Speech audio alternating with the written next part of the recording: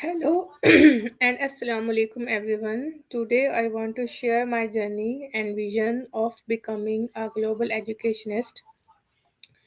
Education is not just about teaching, it's about inspiring, innovating, and creating opportunities for learners around the world. I hope our discussion with ChatGPT today will give you and me insights into the impact a global educationist can have and maybe inspire some of you as well. So let me open the voice mode of ChatGPT for our discussion. Hello, ChatGPT, can you hear me? Yes, I can hear you loud and clear. If there's anything you'd like to discuss or ask, I'm all ears. Okay, as you know that we talk daily and I talked with you about my goal to become a global educationist. So are you ready for this live discussion with me on Facebook and LinkedIn? Absolutely. I'm ready. I remember your goal, and I'm really excited to help you frame that discussion. Points or themes you want to make sure we touch on, or would you like to brainstorm the structure together right now? No, today I prepared a list of question critical on critical thinking, and my focus is on the role and impact of global educationists. So, in this way, I prepared the questions. So, the question highlight the innovation and reform. So, my first question is, how can a global educationist transform traditional education system to meet the needs of 21st century? That's a fantastic starting point. It really anchors the conversation in both innovation and practicality. Once you pose that, I think you could follow up with something like, what role does a global educationist play in fostering equity and inclusion across diverse educational contexts? That could help you dive deeper into reform and fairness. Okay, so you said that, and the conversation is in both innovation and practicality. And once I post that, I think you. So, what do you mean by once I post that? Can you explain me? What do you mean by post? POSE, post. Of course. So when I said once you pose that, I just meant once you actually ask or present the question to your audience. Basically, it's about putting the question out there in the discussion. So that's your opening, and then you can build from their responses or dive into follow ups. Does that clarify it? Yes, now I know your understand your point. I get your point.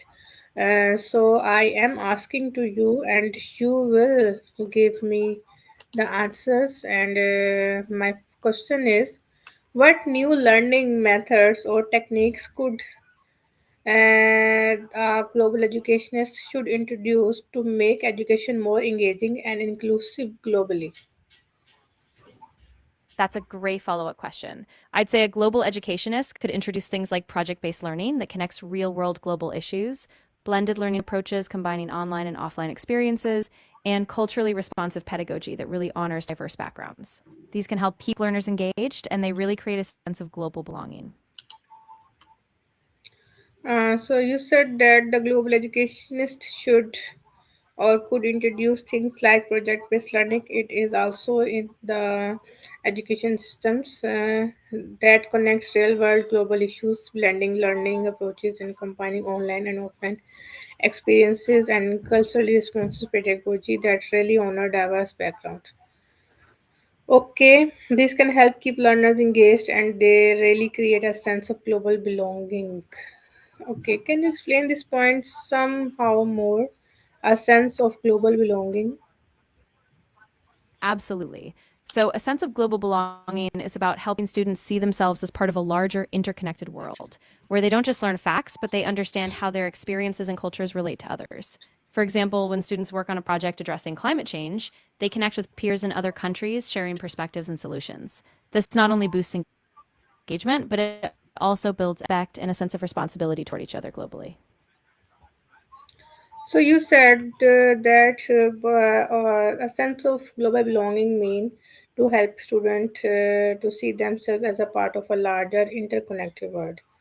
where they don't just learn facts but they understand how their experiences and cultures relate to others. Okay, now I get your point. I'm moving toward my next question, that is, in what ways can a global educationist ensure that education respects and celebrates cultural diversity?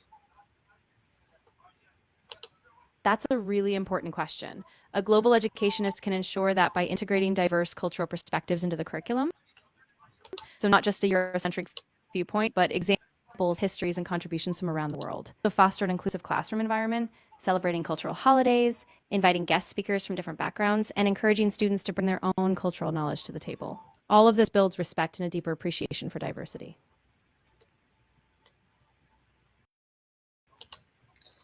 Okay, so a global educationist can ensure that by integrating diverse cultural perspectives into the curriculum, so not just uh, Eurocentric viewpoints, but examples, stories, and contributions from around the world.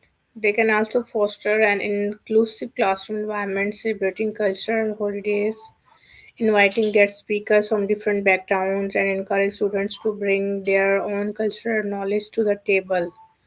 All of this builds respect and deeper appreciation for diversity. You are right.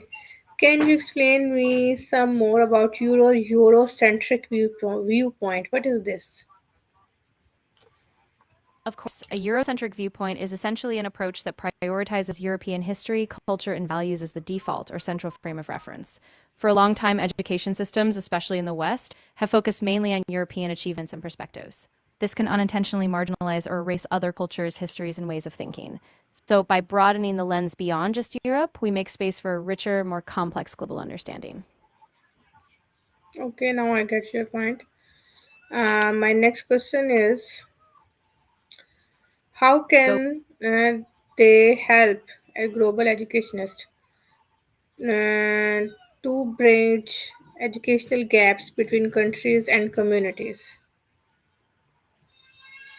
That's a really crucial question. A global educationist can bridge these gaps by fostering partnerships between schools in different countries, sharing resources like open educational materials, and using technology like virtual exchanges or collaborative projects to connect learners.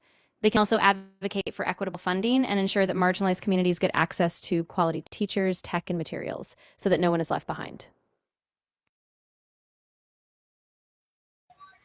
Okay, to bridge for the gaps, you said that they foster partnership between schools in different countries, sharing resources like open educational materials and using technology like virtual exchanges or collaborative projects to connect learners. And they can also advocate for equitable funding and ensure that marginalized communities get access to quality teachers, tech, and materials so that um, how can it possible to how can it be possible for equitable funding and ensure that marginalized communities get access to quality teachers, tech, and materials so that no one is left behind? Is it possible or is it practical? And how I can make it possible? That's a really important concern. And it's definitely possible, though it does take intentional effort. Practically, it starts with policy, working with governments and international organizations to direct funds toward under resourced schools. You can also tap into global grant programs, corporate social responsibility initiatives, and crowdfunding platforms. Then, on the ground, a global educationist can help train teachers in digital skills, connect them with mentors, and ensure that tech infrastructure is in place so that every student, no matter where they are, has a fair shot. Okay, so it starts with policy and working with governments and international organizations to direct funds toward under-resourced schools. Can you tell me the name of international organization which can direct the funds toward under-resourced schools? Absolutely. Some key organizations would be UNESCO, which has a strong focus on global education, the Global Partnership for Education, which specifically supports low income countries, and the World Bank, which funds many education projects. They all have programs aimed at improving access and quality for under resourced schools globally. Okay. Then you said that I can also tap into global grant programs, corporate social responsibility initiatives, and crowdfunding platforms. So, can you tell me about the global grant programs and corporate social responsibility initiatives?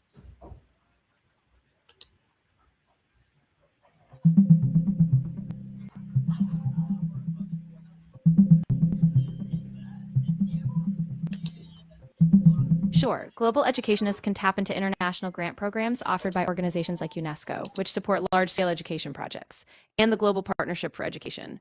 Additionally, corporate social responsibility initiatives from companies like IBM or the Coca Cola Foundation often fund education efforts. By aligning projects with these funders' goals, preparing strong proposals, and showing measurable impact, educationists can secure more equitable funding and reach marginalized communities.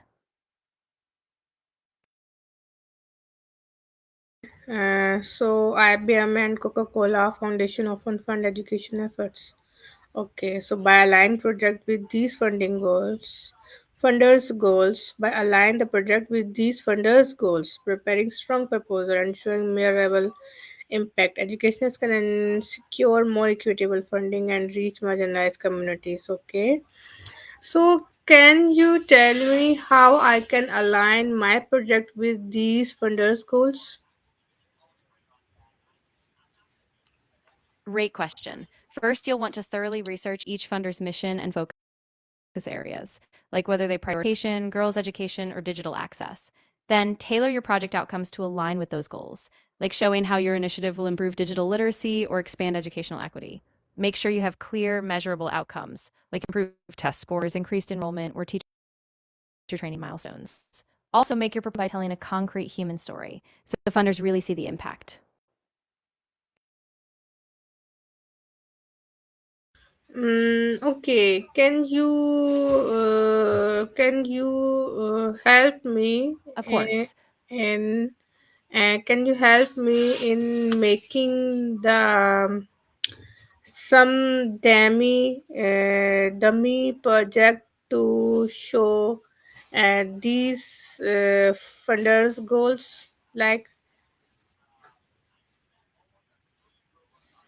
I'd love to help with that. Could you tell me a bit more about the kind of focus you have in mind? Like, are you aiming for digital literacy, girls' education, or something else?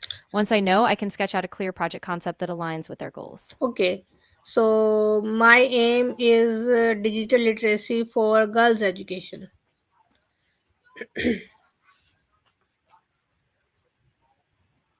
Perfect. All right, so let's outline a project. We could call it something like Digital Horizons, Empowering Girls Through Technology. The goal would be to provide underserved girls in rural or marginalized communities with access to digital devices, internet, and skills training.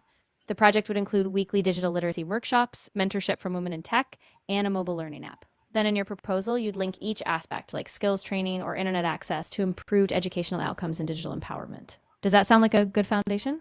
Yes, it's good. Can you tell me the and the global communities, or you said that the companies which can help me in this project,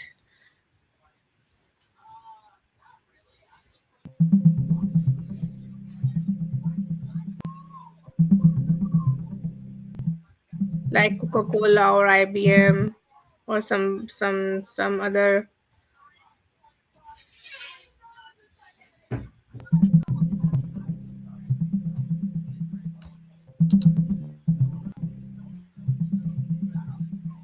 Some global companies with strong CSR initiatives in education and digital literacy include Microsoft, IBM, and Samsung in India. Microsoft focuses on digital inclusion through programs like Skills for Jobs, while IBM offers digital training via its Skills Build platform. Samsung in India runs smart classrooms and digital academies to reach rural schools. To align with them, emphasize digital literacy in girls in tech and focus on measurable outcomes like the number of girls trained or schools equipped. Okay, so thank you very much for your help, and thank you very much for being part of this learning session with me, the people who are watching me live or the people who will watch this in the recording session. Now I am ending my this session with these conclusion lines. Being a global educationist is not just a career, it's a mission to create meaningful change in the way the world learns and grows. By inspiring, guiding, and innovating, a global educationist can truly make education a universal force for empowerment. Thank you for listening, and I hope this sparks a conversation about the future of education worldwide.